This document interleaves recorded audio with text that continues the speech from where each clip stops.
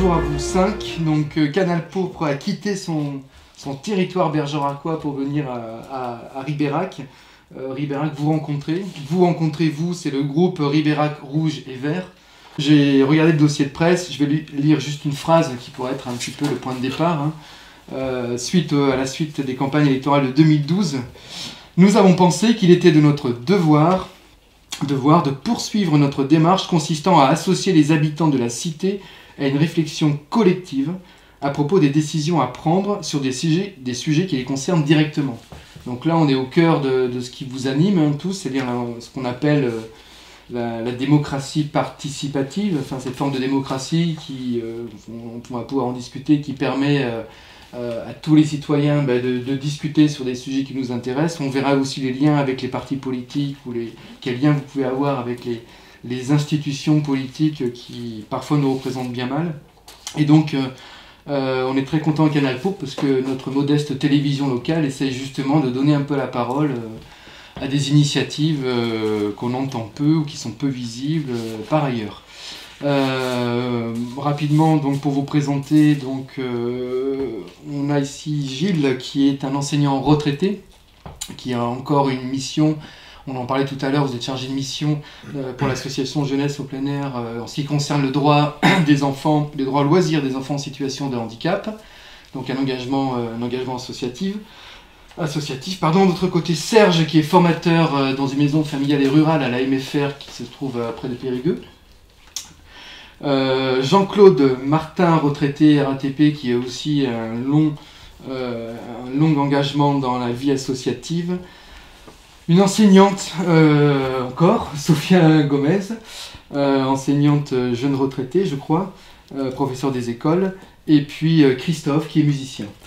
Qu'est-ce qui vous a rassemblé tous les 5 et pourquoi vous avez décidé, donc j'ai lu cette phrase qui était un peu la genèse de votre mouvement, qu'est-ce qui a fait que vous vous êtes dit, bon, on va créer ce mouvement parce que peut-être ni dans la vie associative ou ni dans la vie des partis politiques, on trouvait notre compte en fait. Est-ce que certains d'entre vous sont encartés?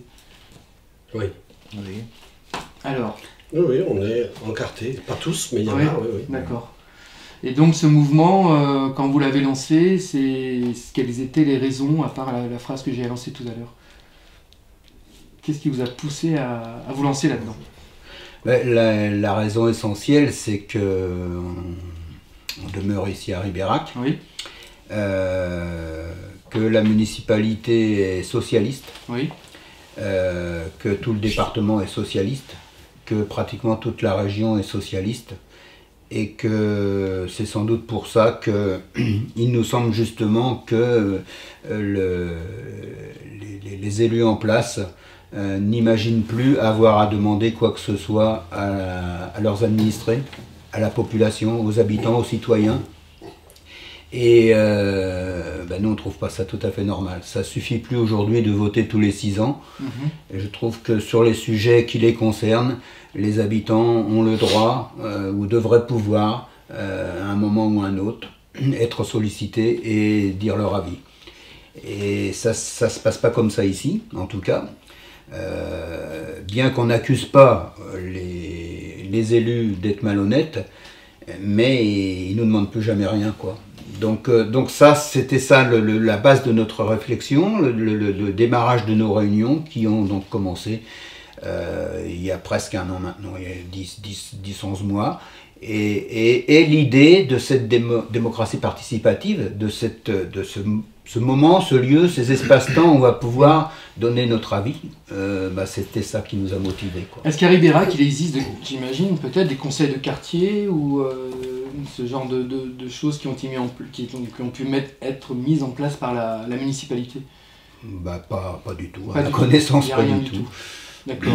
Il y a eu des assemblées, ce qu'on a appelé les assemblées citoyennes, des réunions publiques, on va dire, au moment de la campagne présidentielle essentiellement, en 2012. Et c'est justement ça qui nous a un peu nourri et qui a un peu aiguillonné notre conscience politique. Et on a eu envie de continuer ça, quoi. Et donc, vous croyez, j'imagine, encore à la démocratie représentative ou est-ce que vous militez pour une démocratie directe? La démocratie, c'est bien qu'elle existe, mais il faut encore la mettre en œuvre d'une manière efficace et il faut surtout demander l'avis aux gens, plus souvent que tous les 4-5 ans ou 6 ans. Je sais pas, quand on fait quelque chose d'important, quand il est décidé quelque chose d'important dans la ville, c'est normal que les gens puissent donner leur avis, même si... mais c'est plus du tout le cas ici. Alors voilà, peut-être qu'ailleurs c'est différent, peut-être que c'est mieux, peut-être c'est pire, je sais pas. Mais... Je crois que la situation, me semble-t-il, est assez partagée. On l'a vu encore cette semaine avec les collectifs citoyens à Marseille qui poussent les élus dans leur retranchement. Il y a même un collectif qui va s'engager au municipal. Donc on a vraiment l'impression que c'est quelque chose qui prend de plus en plus d'ampleur, ce fossé, cette défiance, je sais pas, en tout cas ce fossé entre les représentants et les citoyens. Il est normal ce fossé parce qu'en fait les municipalités sont contraintes d'être l'outil pour appliquer les politiques nationales. Et les politiques nationales étant si oppressantes et uniquement des politiques austéritaires, eh bien on se retrouve avec, pour pouvoir appliquer des politiques austéritaires, ne pas du tout avoir besoin de l'avis des gens, parce que sinon les gens ils vont dire non. Donc là, vous trouvez des excuses à nos représentants quand non, vous dites je ne qu'ils sont trouve pas contraints. des excuses. Au contraire, je dis ils sont les gens qui appliquent les choses. Et là, c'est plus que flagrant, puisqu'à Ribérac, la mairie est socialiste et le gouvernement est socialiste. Donc, quelque part, même si on dit que les élections locales sont détachées du national, tout ça, c'est pas vrai, parce que de toute façon, localement, on doit appliquer les politiques décidées nationalement, et donc, c'est nous qui en faisons les frais sur place. D'accord. Si je peux rajouter un mot sur sa question sur la démocratie représentative, on considère que, bien sûr, c'est normal et c'est nécessaire d'avoir des élus qui sont désignés sur un programme, mais si la société délègue absolument tout et ne s'intéresse pas à l'exécution du contrat et se borne donc à revenir 5 ou 6 ans ou 7 ans après, et bien fatalement on sombre dans l'exécutif en place sombre dans la gestion et il n'a pas l'intérêt de la démocratie participative, c'est d'être un alter ego avec des mouvements, des structures qui vont interroger les gens qui ont été élus sur l'application, au quotidien de leur programme, quoi. Voilà. Et puis, pour revenir à la genèse et de notre groupe et ce qui a fédéré un peu notre envie d'échange, et de créer peut-être des espaces de dialogue avec la population, c'est qu'on avait une représentation qu'effectivement, en tant que citoyen de Ribérac, on n'était jamais informé de quoi que ce soit. Et il n'y a pas qu'à Ribérac, je vous rassure, mais c'est pas forcément rassurant. Bon, même s'il existe, parce qu'il faut être honnête dans le propos, il y a un site qu'on peut consulter qui donne un certain nombre d'informations. Il y a un journal municipal qui paraît 4 fois par an, donc on ne peut pas dire qu'il n'existe rien du tout, mais on s'est rendu compte quand même que la représentation que nous avions, elle était fondée lorsque nous avons rencontré monsieur le maire et quelques élus. Parce que pour eux, la philosophie politique qui les anime ne correspond pas du tout à celle que l'on essaye de faire vivre. C'est-à-dire qu'ils sont dans une sorte de confort. Alors on avait une formule de dire que c'était une commune un peu assoupie, mais c'est vrai. Et ils ont l'impression que ce que l'on propose, nous, en termes d'assemblée citoyenne, parce qu'on en a fait plusieurs sur un certain nombre de thématiques, on y reviendra sans doute plus tard, et bien pour eux, ça ne leur paraît pas d'une nécessité absolue de réunir les gens pour parler, par exemple, ne serait-ce que ça, de construction d'une salle polyvalente. On fait une réunion d'information sur la vocation de cette salle polyvalente. Non, pour les élus en place, qui sont depuis X temps, ça ne leur paraît pas d'une nécessité absolue. Donc c'est à partir de là que nous on s'est dit, ça peut être intéressant d'abord de ne pas se sentir tout seul, dans son coin avoir cette idée-là, d'où la genèse du groupe, et on est très content qu'il soit multiple, hein. Il y a rouge et vert, des personnalités de la société civile, comme on dit, et puis aussi construire ces rendez-vous mensuels avec la population sur des thématiques où on peut échanger. Est-ce qu'on peut revenir un peu, là vous avez dit c'est ouvert, il y a rouge, vert, il n'y a pas orange et bleu dans votre titre. Est-ce qu'on peut vous qualifier de mouvement de collectif citoyen plutôt à gauche, quoi, autant dire les choses telles qu'elles sont. Tout à l'heure on a parlé de certains d'entre vous, peut-être tous, je sais pas, sont dans un parti politique. Est-ce qu'on va, je pense qu'on va pas dévoiler un grand secret, donc vous êtes dans un parti politique, vous avez une carte dans un parti politique. Oui, mais c'est pas là le but de la chose. Chacun a ses convictions personnelles. Oui, non, mais l'idée du groupe, c'est justement de faire que cette diversité politique soit un atout, au contraire. Et c'est ce qui se passe. C'est-à-dire que concrètement, chacun a ses convictions et les bouge par rapport aux convictions de l'autre. Ce qui fait que contrairement à ce qui se passe visiblement à Ribérac, eh bien, on bouge et on accepte de se faire bouger par l'autre. Alors ma question, excusez-moi, ma question c'était pourquoi vous êtes toujours encore dans un parti politique? J'allais venir. Voilà. Allez-y. C'est-à-dire que l'idée après, c'est bon, c'est bien de réfléchir, c'est bien de se prendre la tête et de dire ça, mais à un moment donné, il faut passer à l'action, quoi, parce que tout le monde est d'accord avec ça. On peut toujours réfléchir dans son salon, ça fera pas avancer les choses. C'est souvent oui et non. Et donc, chacun trouve sa façon de passer à l'action. Donc passer à l'action, ça veut dire obligatoirement être dans un parti politique. Non, on ne sait pas encore. Le groupe cherche sa façon de faire. En tout cas, par exemple, là, on se retrouve à avoir des idées sur des sujets bien précis, à se dire, tiens, il y a les élections municipales, aller à la mairie, c'est un des moyens de les mettre en œuvre, ces idées. Voilà.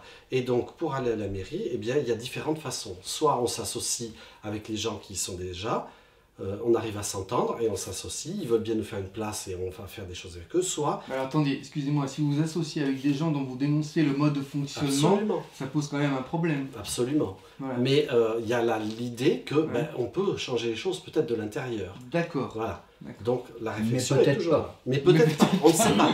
L'autre solution, c'est de se dire, eh bien, on ne peut pas changer de l'intérieur, on va y aller de l'extérieur.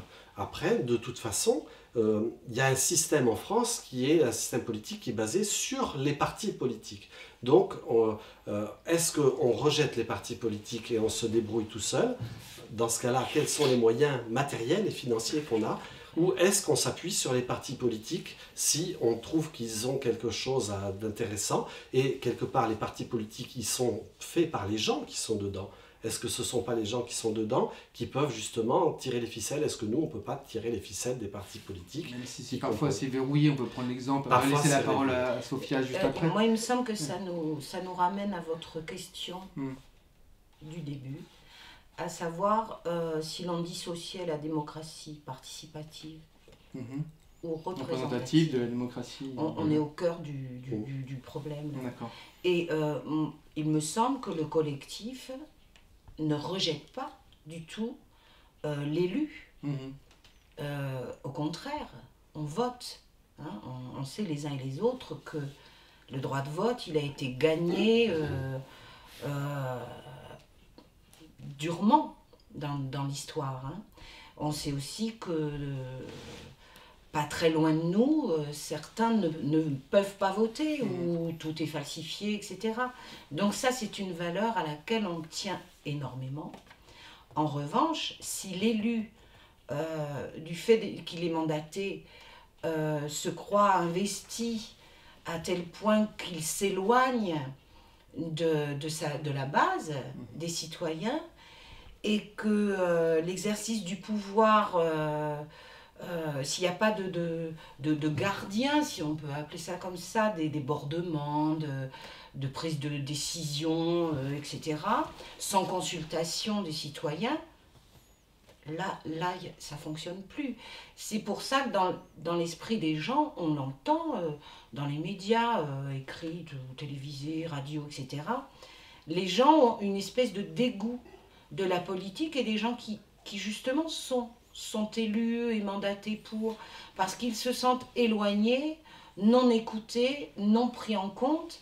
Et dans les assemblées citoyennes qu'on a pu organiser, on s'est aperçu que les gens, on a pu regrouper les requêtes des uns et des autres. Dégager l'intérêt, c'est général. Absolument, et on a dégagé 3 thèmes très rapidement au bout de la première assemblée citoyenne. Ce qui a conditionné le choix des thèmes après. On va en parler après des thèmes. Voilà. Je vais te laisser la parole, mais juste pour revenir, on va se tutoyer. Et en revanche, pour par rapport au fait d'être encarté ou pas, on est tous ensemble parce qu'on est réunis autour de valeurs de gauche. D'accord. Ça, c'est clair. D'accord. Donc le bleu, le orange... D'accord, c'est pour ça voilà. que cette question. Eh bien oui, d'accord. On est dans le rouge, voilà, et ça complémentaire, le vert. Rouge et vert. J'ai pas vu, avant de revenir sur les ateliers, ou alors j'ai peut-être pas tout lu, est-ce que vous êtes dans cette perspective de non-cumul et non-renouvellement des mandats ? Ou c'est pas quelque chose sur lequel vous avez travaillé ? Je crois pas qu'on ait parlé de ça. Mais... Alors ça n'a pas été abordé, mais pour moi je pense que c'est une condition sine qua non de fonctionnement. Hein. Alors, on va parler de vos assemblées, vos assemblées citoyennes que vous avez menées en octobre, novembre et décembre. À chaque fois, il y avait une thématique sur les jeunes. On reviendra là-dessus, sur on va dire en gros la désertification médicale et le dynamisme économique. Ces 3 thèmes ont été déterminés ou choisis à partir des réflexions que vous avez entendues, ou est-ce que c'est vous, un petit comité, vous avez dit tiens, c'est peut-être 3 thèmes qui seraient des thèmes sensibles ou intéressants dans notre territoire? Les deux. Oui, les deux. En fait, on a retenu ces 3 thèmes à la suite d'une première assemblée citoyenne. D'accord. Dans laquelle on avait envie de se faire connaître. D'accord. Et les uns les autres, nous avons pris des notes, etc. Et puis essayé de construire quelque chose. Et puis il est ressorti clairement ça. Ces 3 thèmes-là. Absolument. D'accord. Donc je pense qu'on a été au plus proche de ce que l'on entendait, le plus honnête possible. Oui. Et effectivement, on a retenu ces 3 thèmes-là et on a travaillé pour préparer les assemblées citoyennes en prenant soin d'inviter des gens, des professionnels, etc., qui pouvaient, pour déléguer justement, pas en se posant comme experts, exactement, mais les uns les autres avec notre réseau, nos voisins, voilà, de faire venir des gens qui aptes à répondre à des questions précises. D'accord. Et c'est ce qui s'est passé. Une première thématique sur quel projet pour les jeunes, comment conserver sur Ribérac les jeunes sortant de la cité scolaire. Donc ça c'était quelque chose, alors il y a 2 choses en fait, il y a les projets pour les jeunes, et puis cette idée de conserver sur Ribérac les jeunes sortant de la cité scolaire. Évidemment que l'éducation, la culture, les jeunes sont au centre, puisque c'est eux qui sont l'avenir, quelque part. Donc qu'est-ce qu'on fait pour les jeunes? Nous, notre analyse est que sur Ribérac, on est un petit peu comme dans une boutique où la vitrine est bien garnie. En apparence, il y a tout ce qu'il faut dans la vitrine. Il y a des établissements scolaires, il y a un centre culturel, il y a une bibliothèque, il y a un cinéma, il y a une école de musique, il y a des équipements sportifs opérationnels. Donc en apparence, il y a tout ce qu'il faut. Quelque part, tous ces ingrédients-là qui sont là, ils sont pas venus d'un seul coup, c'est le résultat de plusieurs années de travail politique, entre autres de moyens qu'il y a eu à une certaine époque. Mais aujourd'hui, notre constat, il est que toutes ces choses-là sont en train de devenir des coquilles vides de plus en plus, parce que au fur et à mesure des politiques austéritaires des gouvernements en place, qui sont donc mises en place aussi par les communes, parce qu'elles n'ont pas le choix, eh bien, toutes ces choses-là se vident à la fois de leurs moyens et aussi des projets. C'est-à-dire qu'il n'y a carrément plus de réflexion, il n'y a plus de projet dans ces domaines-là. Alors qu'au départ, l'idée certainement était de mettre ces outils-là au service de la population et de faire que ces outils-là soient des outils d'émancipation pour les gens. Oui. Quelque part, ces outils-là sont en train de devenir des outils pour garder le pouvoir. C'est-à-dire que on est en train de construire une nouvelle salle polyvalente qui correspond en théorie à des besoins, mais on ne se pose pas la question de mais quelle politique culturelle on a sur la ville. C'est qui va construire des bâtiments pour il y a un vrai manque de réflexion politique culturelle. Il y a des gens ici qui sont venus s'installer sur Ribérac parce qu'il semblait y avoir cette richesse, mais il y a 20 ans, Hein, et maintenant, ben, le résultat est que non, il n'y a plus de cohérence. On se retrouve avec des choses vitrines. Moi, j'irais carrément jusqu'à dire, il y a un festival, par exemple, qui est de soi-disant de renommée régionale, mais un festival dont le budget est à lui seul plus gros que le budget culturel de la ville.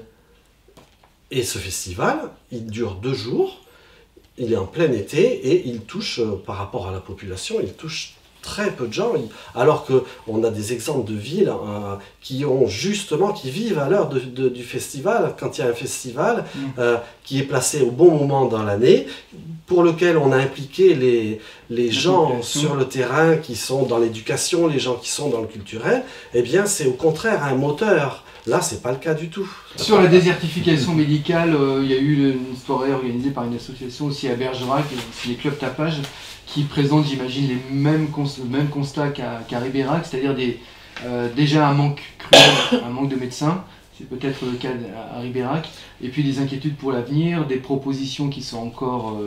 il y a différents plans qui sont proposés. Sur cette deuxième assemblée citoyenne sur l'accès aux soins médicaux, aux services de santé, est-ce que très rapidement, vous pouvez nous faire un petit point, un petit constat sur la situation dans le Ribéracois et qu'est-ce qui a pu émerger comme proposition? Alors, premier constat, c'est que le thème de la santé a vraiment fait bouger les gens.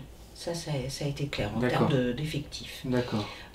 C'est sûr que l'accès aux soins, quand on distribue des tracts sur le marché, qu'on discute avec des gens qui ont un moment, autour de nous, etc., dans le milieu professionnel, l'accès aux soins, c'est une des préoccupations les plus importantes qui ont été exprimées par les Ribéracois et par les gens présents lors des AC. Sur Ribérac, il y a plusieurs structures qui sont liées à la santé. Mais l'inquiétude porte en fait sur l'effectif des médecins généralistes dans moins de 10 ans, voire 5-6 ans.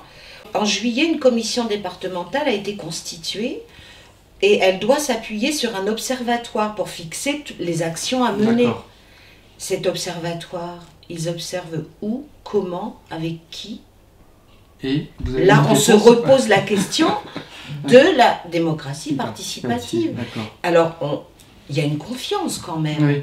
On peut penser que les élus qui nomment les personnes présentes pour la commission, ils sont conscients, responsables, en toute possession de leurs moyens, bien sûr.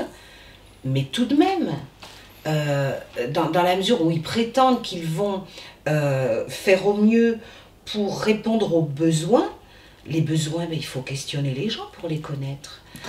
Et là, on arrive, bien sûr, personne n'est devin, hein, on arrive évidemment à se poser la question de qu'en est-il à Ribérac? Puisque nous sommes Ribéracois et vieillissants, comme les autres, bien sûr. Et pour attirer,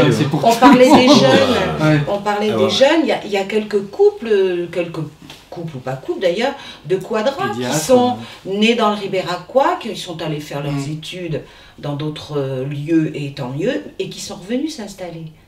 Mais des trentenaires un peu moins, et puis ceux à venir, ceux qui n'ont pas de boulot, qui n'ont pas de formation professionnelle, etc. Et ils y restent. Là, pour le coup, c'est pas un choix de lieu géographique, c'est une fatalité. Voilà. Et est-ce que vous avez fait émerger des propositions, des pistes où ça a été simplement au départ le constat? Alors, il existe le contrat local de santé. Nous, on a mis en avant, justement, suite à un documentaire qui a été projeté sur Sainte-Foy, en tout cas dans le Périgord. C'était à Bergerac. Oui, c'est le contrat local de santé. Donc, le collectif a contacté l'association qui avait fait venir le doc La Relève. Donc ça, c'est un projet pour nous dans les mois qui viennent par rapport à la santé et pour voir de manière concrète que ça peut fonctionner. On sait aussi qu'à Ribérac, les locaux existent. Justement, les fameux cabinets de médecins où il n'y a plus personne, pour des raisons diverses d'ailleurs sur Ribérac.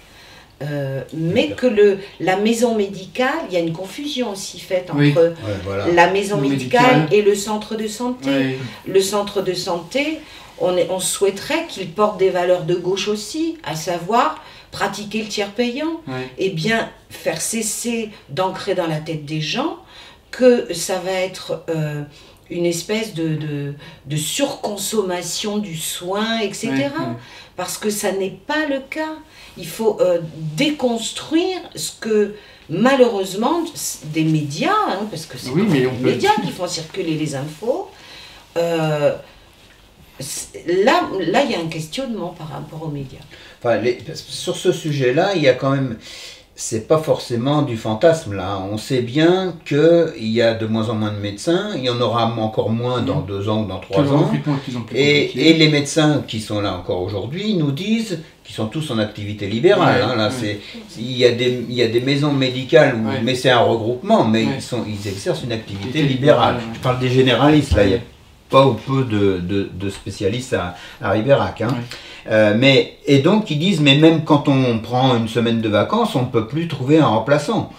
Donc, et on entend peu à peu que les jeunes médecins, ça ne les intéresse pas de venir dans des zones comme Ribérac.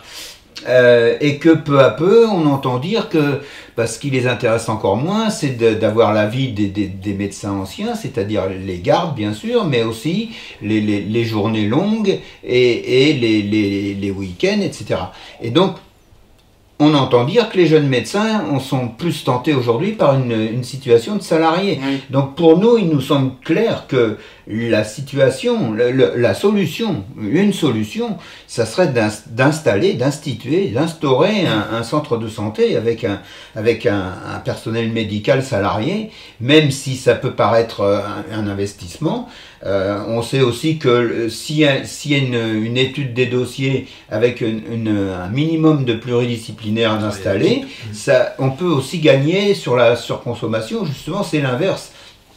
Alors ça, on a été jusqu'à parler avec le maire de ça, avant qu'on commence notre réflexion. Mais lui, il dit non, mais moi, il faudrait que c'est pas moi qui peux faire quelque chose là-dessus. En fait, en gros, il peut jamais rien faire à rien. Et c'est ça qui est irritant, quoi. En tout cas, ces centres existent dans certaines municipalités. Enfin, c'est les plus grosses villes, mais ça existe, ça fonctionne. Exactement. Ils ont des médecins salariés qui sont pas fonctionnaires, mais qui sont salariés par la municipalité. Ça fonctionne. Quant à la surconsommation, c'est comme qu'on entend dans les médias, le nombre d'allocataires, enfin des droits sociaux. Il y a énormément de gens qui ont ces droits, que ce soit au RSA ou à d'autres droits, et qui ne revendiquent même pas ces droits-là. Et ça, on le dit jamais dans les médias, on fait croire qu'on est dans une société d'assistés. Troisième thème, on va avancer un petit peu, le dynamisme économique, l'attractivité de Ribérac, avec l'analyse, diagnostic, proposition, pistes concrètes. Très rapidement, on va plutôt parler des pistes concrètes en termes de dynamisme économique. Parce que globalement, souvent dans les collectifs citoyens, on fait appel aux filières locales, aux ressources locales. Est-ce que vous êtes aussi engagé dans cette démarche-là comme piste pour développer l'économie ribéracoise ? Oui, bien sûr, ça fait partie de la réflexion. Dans notre réflexion, il y a aussi qu'il n'y a pas de territoire qui n'ait pas de ressources. Il n'y a pas de matières premières, il n'y a pas de gaz de schiste, il n'y a pas de choses comme ça, mais il y a des matières premières agricoles dont presque aucune n'est transformée sur place, par exemple. Et puis il y a de la matière grise et il y a il y a des paysages, voilà. On peut des ressources, il n'en manque pas. Donc après, il y a l'idée, c'est ça, de effectivement relocaliser l'économie, et ça peut être une piste. On assiste à un déséquilibre qui est en train de s'accentuer entre le centre et la périphérie. Dans l'occupation de l'espace, dans l'occupation du territoire. D'une situation, allez, on va dire, il y a 25 ans de ça, où on avait un cœur de ville qui était attractif, qui bougeait avec plein de commerçants, etc. C'était une place commerçante qui était bien renommée aujourd'hui. Il en reste quoi aujourd'hui? Un marché forain qui a une grosse renommée, qui pendant 2 mois, 3 mois d'été, draine effectivement beaucoup de monde le vendredi. Vous allez aujourd'hui à Ribérac, au centre-ville, un samedi, c'est le désert. Pourquoi c'est le désert? Parce que progressivement, les commerçants s'en vont. Mais pas simplement les commerçants. le parc immobilier et ses habitants s'en vont à l'extérieur. Et pas simplement les commerçants et les habitants, mais même on a des projets de déménagement des équipements publics. Le siège de la future école de musique devrait se déplacer à l'extérieur. Le siège de la future communauté de communes devrait être à l'extérieur. La nature a horreur du vide. Ce qui se constitue dans plein d'autres villes, qu'elles soient grandes ou moyennes, est en train de se constituer, je crois qu'il ne faut pas avoir peur des mots, une poche un peu de pauvreté à l'intérieur du centre-ville. Et on voit bien que ça peut être un cercle négatif, un cercle vicieux. Et donc, il y a très certainement des pistes concrètes. L'une des idées, c'est de créer une structure qui pourrait fédérer, je dirais, toutes les volontés ou toutes les énergies qui existent. Parce qu'il y a un tissu associatif sur Ribérac, que ce soit au niveau culturel, que ce soit au niveau sportif, qui existe. Il y a encore quelques... Donc une structure qui permettrait de chapeauter un peu, de fédérer. Fédérer plutôt que... les associations, fédérer, qui auraient des pistes, des propositions à faire pour le développement du centre de Ribérac. Voilà. Il faut savoir qu'il est en train d'être voté au niveau national. Je ne sais pas si ça a été déjà fait, mais c'est en train d'être discuté en tout cas, une loi, je crois que c'est Duflot qui est en train de porter cette loi, je ne suis pas sûr de l'orthographe, mais c'est la loi Allure, et le nom de cette loi, enfin l'objectif de cette loi, c'est la redensification des bourgs ruraux, avec donc des projets à mettre en place, et des aides quand elles sont nécessaires au niveau financier. Je pense que c'est quelque chose qui pourrait donner effectivement aux habitants, aux acteurs économiques, aux salariés, bref, à tous ceux qui sont là-dedans, une certaine envie, une certaine fierté de faire vivre ce centre-ville. Or, on sait bien que pour attirer des nouveaux habitants, pour attirer des visiteurs, des touristes, etc. Il faut qu'il y ait que ces centres-villes sont essentiels. On ne peut pas se limiter à avoir des centres commerciaux en périphérie au risque de créer un centre-ville fantôme. Voilà. Bien, juste deux questions très rapides pour terminer. Votre expérience est très intéressante. Est-ce que vous avez sollicité d'autres collectifs, pas loin d'ici, pour voir comment ils fonctionnaient? Est-ce que ça vous a apporté quelque chose ou pas? Des collectifs citoyens ou des... Alors, je peux dire qu'on a rendu visite à l'association Cœur de Bastille, qui a comment dire, qui n'affiche pas donc d'étiquette politique, qui à mon sens fait de la politique à chaque instant de son action. C'est notamment leur action pour... qui susciterait l'idée de cette structure fédérative qui pourrait être, mais je ne sais pas si c'est suffisant, mais qui pourrait être l'interlocuteur extérieur à des gens qui seraient élus de l'intérieur. On en revient à cette structure extérieure qui bousculerait un peu les... Nous avons les uns et les autres, soit en tant qu'adhérents ou sympathisants, nous fréquentons un petit café associatif, pas si petit que ça d'ailleurs, qui se trouve sur la commune de Liguillac de Cercle, très petit, dans un petit village, et où on parlait de fédérer, et bien où les gens ont eu cette capacité, cette énergie justement, de créer un lieu où il y a une grande mixité sociale, mixité d'âge également, parce qu'il s'y déroule beaucoup de choses. Ça, pour vous, c'est quelque chose qui pourrait peut-être se reproduire à Ribérac? C'est tellement quelque chose qui nous semble intéressant qu'on en parle beaucoup pour en créer un. D'accord. C'est quelque voilà. chose qui en fait répond à un besoin qui est flagrant, c'est un Voilà. besoin de lien De lien social. social, d'accord. Donc ça fait partie de des choses, dans des lieux, les lieux de liens sociaux, ce sont les lieux quand même où, même si on ne le fait pas officiellement au café associatif de l'Aiguillac, officiellement on bannit la politique pour pouvoir accueillir tout le monde. Mais n'empêche que tous les débats qui sont mis en place, à un moment donné, quand on parle de telle action, eh bien on la ramène indirectement à des choix politiques qui sont faits et qui font que ça on peut plus faire ça et ça on peut faire ça et voilà. Donc on peut citer également le village de Bourou qui organise régulièrement des rencontres sur des thèmes. C'est le grand inventaire des possibles, c'est ça. Absolument. Voilà, ça. Dernière question, et puis après vous aurez le mot de la fin. J'espère que j'ai pas trop parlé. On n'a pas parlé de la décentralisation. Vous savez que c'est quelque chose, qu'on a parlé de la communauté de communes, d'agglomération. Alors une question que je voudrais vous poser, est-ce que la commune a encore un sens aujourd'hui? Est-ce que vous ne pensez pas qu'on ne pourrait pas imaginer un territoire qui pourrait être justement ces communautés de communes d'agglomération sur lequel on pourrait avoir une cohérence de projet, ou est-ce que vous êtes très attaché à la notion de commune? Pour se poser la question que tu nous poses là, il faut se saisir des opportunités institutionnelles. D'accord. Par exemple, il y a une opportunité institutionnelle qu'on appelle le projet éducatif territorial, qui est lié à l'éducation nationale en lien avec les nouveaux rythmes scolaires, et la commune ne s'en saisit pas ça, du tout. Parce que quand on leur a posé la question, ils disent qu'ils s'en occupent, comme d'habitude. C'est leur réponse, hein. On s'en occupe. Et là, effectivement, ça peut toucher à la fois la commune, donc cette entité à laquelle on peut être attaché, mais ça interroge le territoire, donc l'intercommunalité aussi. Donc voilà quelque chose, un dispositif qui peut aussi mettre en lien les associations, les gens, enfin, etc. Et toutes les structures associatives, là, elles peuvent être liées à ça, pour proposer des activités culturelles, sportives, artistiques, tout ce qu'on veut. Donc une organisation voilà. Et là, c'est demain, il y a un comité de pilotage normalement dans chaque direction académique.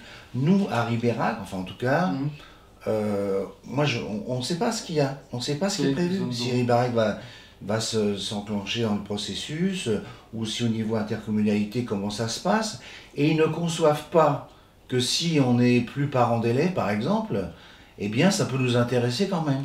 De toute façon, quand on voit le paysage, c'est-à-dire qu'on est dans une Europe austéritaire, une politique en France austéritaire, comment peut-on imaginer que ce changement soit quelque chose qui soit au service des gens? Non, en vrai, la vérité, c'est que plus on grossit la bête, plus c'est difficile d'aller toucher les choses. C'est-à-dire que maintenant, on pourra nous répondre à la mairie sur des choses précises. Ah mais nous, on peut rien faire, c'est la communauté de communes. Et qu'est-ce qu'on peut faire nous à la communauté de communes? Plus rien, puisque voilà. Donc tout ça, pour moi, c'est négatif. C'est vraiment dans le but d'étaler la confiture sur la tartine pour partager la misère. Bon, un dernier petit mot peut-être pour... on ne sait pas encore, on n'aura pas le scoop s'il y aura une liste. Mais... On est en train de la faire, la liste. Très bien, très bien. On est en train de la faire. Non, mais on est en train de la faire, ça c'est certain. Non, mais si vous êtes en train de la faire, c'est que vous projetiez de présenter. C'est-à-dire que si on n'est pas sur la liste du maire... Parce que là, on sent bien qu'il y a une fin de non-recevoir. Bien entendu, voilà, c'est pas de notre fête. C'est quand même la première fois qu'il va y avoir 3 ou 4 listes à Ribérac. D'habitude, il y en a une, c'est celle des socialistes, et puis il y en a une deuxième qui se fait au dernier moment, c'est celle qui est dite d'opposition, qui est dite proche de l'UMP, sans avouer qu'elle est de l'UMP. Aujourd'hui, il y a quand même quelqu'un de l'UMP qui va venir, donc il va y avoir cette liste-là. Il y a une autre liste qui est proche du Front National, et puis il y aura éventuellement la nôtre. Est-ce que vous avez un rendez-vous, je sais pas, une autre assemblée prévue là en février-mars, quelque chose qu'on pourrait annoncer? La semaine prochaine. La semaine prochaine. La semaine prochaine, donc on sera le 29 janvier. Le 29 janvier, ça sera à Ribérac, évidemment. Oui, tout à fait. Et c'est quoi? C'est sur la démocratie participative avec un ami de Jean-Claude d'Attaque. D'accord. Qui est spécialiste qui vient de la région Midi-Pyrénées. De la question. Et on en a prévu. En Midi-Pyrénées, il y a beaucoup de choses. On en a prévu une autre, parce que là, il va y avoir une actualité sur laquelle on ne connaît rien non plus. C'est une sur le handicap. D'accord. En rapport avec la loi d'accessibilité 2015. Pardon, Gilles, mais quand tu dis où là aussi on ne connaît rien, des démarches. Des démarches de la municipalité, voilà. Et donc le 29 janvier à Ribérac, Ouais. est-ce qu'il y a un site internet? Est-ce qu'il y a un contact qu'on peut donner si on a envie de... Il y a une page Facebook. Il y a une page Facebook. Non, On va non, faire non. comme avec Bernard Pivot. Comme Ouais, Pivot, voilà. exactement. Donc Christophe nous propose Dracula contre les peuples. Christophe, tu peux peut-être en parler de ce livre? C'est un livre de Patrick Le Yarrick, qui est député européen et D'accord. qui parle du grand traité transatlantique qui est en cours de négociation, qui va faire que on va être pieds et poings liés à la volonté économique des États-Unis. Voilà. On continue dans l'Europe austéritaire. Voilà, On a ça beaucoup c'est une entendu ce mot. réflexion de Jean-Luc Mélenchon sur la Constitution européenne, enfin le projet. Pourtant, de Mélenchon, il me Constitution. semble qu'il cumule et qu'il se représente sans arrêt, que c'est un tribun. Enfin, bon, c'est pas- Ouais, un autre, celui-là c'est une étude sociologique sur sur la guerre des classes qui est à son apogée, c'est-à-dire entre les riches et les pauvres. Là on est au top, quoi. On n'a jamais eu quelque chose d'aussi fort que ça, puisque de toute façon maintenant les pauvres sont conditionnés pour dire qu'il n'y a même plus de guerre des classes, quoi. Voilà. Ensuite, là, c'est un petit argumentaire sur les régies pour le traitement des eaux. L'eau, c'est quand même la La vie. délégation de service Voilà, public, c'est ça? absolument. Grand Celui-là, débat. c'est un bouquin intéressant pour argumenter par rapport aux gens du Front National qui ont des idées très ras à la casquette et comment les démonter. Enfin, donc, si on veut, vous voyez, il y a plein de littérature qui... Et on n'échappera pas au qui programme permet. de- Et là, c'est le programme du Front de gauche. C'est dommage parce que j'ai pas le programme d'Europe Écologie des Verts. Il y a aussi un programme Europe Écologie des Verts. Et dans notre groupe, il y a Europe Écologie des Verts. Très bien. Voilà. Voilà. Bon, et moi, je pars. Voilà, bien, ben merci beaucoup. Merci. À bientôt. À bientôt.